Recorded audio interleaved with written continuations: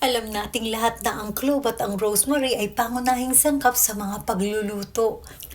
At kung gusto mong humaba kagad ang buhok mo, gamitin mo ang clove at ang rosemary. So bago tayo magsimula, kung bago ka lang sa channel ko, please subscribe, like, and share. And don't forget to hit the bell button para updated ka sa lahat ng aking mga vlogs.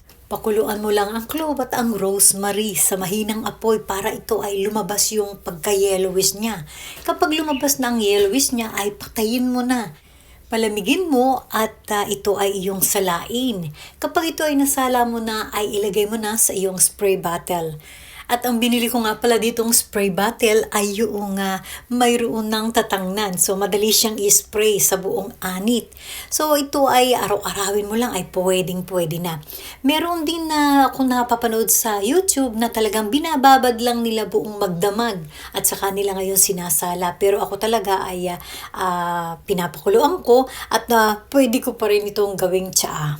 Sabi nga ng aking ina, kapag ikaw ay may ginagamot sa panlabas na iyong kutis, ay pwedeng-pwede mo siyang inumin. So, ibig sabihin yan, in and out na gamutan. So, in and out, mas mainam din yung talagang iniinom mo, mas lalong hahaba kaagad ang iyong buhok. Sa ibang katanungan, mag-leave lang ng comment at as long as alam ko ang inyong tanong ay aking sasagutin. So, thank you so much guys for watching and see you to my next vlog. Bye!